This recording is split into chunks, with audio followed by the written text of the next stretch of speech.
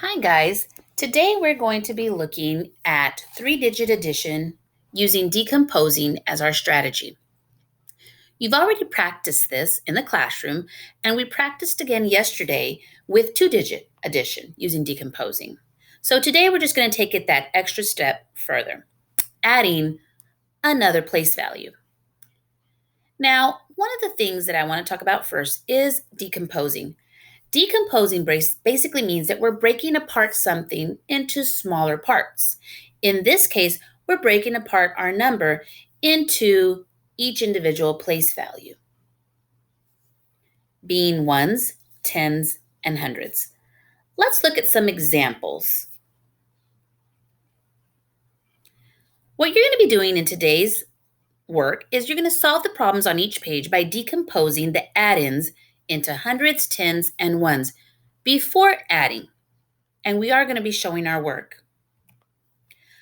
Let's look at first example, 312 plus 264. The very first thing I'm going to do is break apart the number 312 into its individual place value, which will give me 300 plus 10 plus 2. I'm going to do the same with 264. 200 plus 60 plus 4. Now I'm going to write them again and add up each individual place value. So 300 plus 200 is 500, 10 plus 60 is 70, and 2 plus 4 is 6. When I put all that together, I should get 576. But one of the ways that we're going to be checking our work is by actually writing it up in an algorithm. We need to line up our numbers by place value. My first number was 500. My next number was 70. And my last one was 6. When I add those up, I do get 576.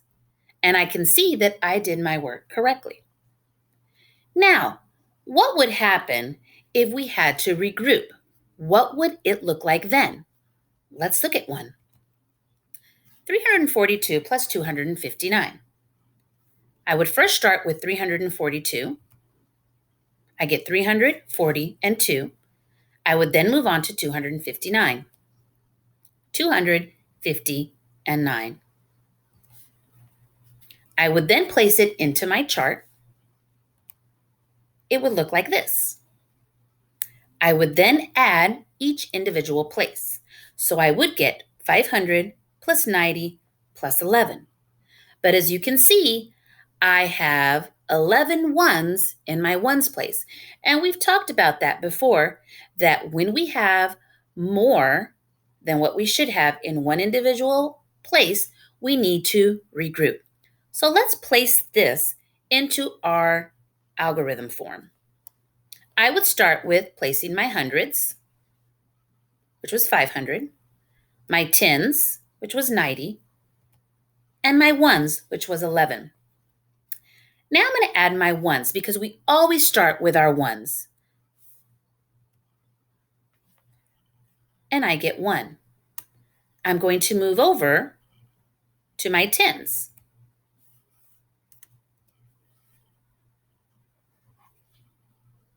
And then I'm going to move over to my hundreds. As you notice, when I did my tens, I had to regroup and put that number over on the hundred side. So my answer would be 601. Now it's going to be your turn to practice them. Please finish the PowerPoint that I sent and follow my examples. If you have any questions, please text me or give me a call.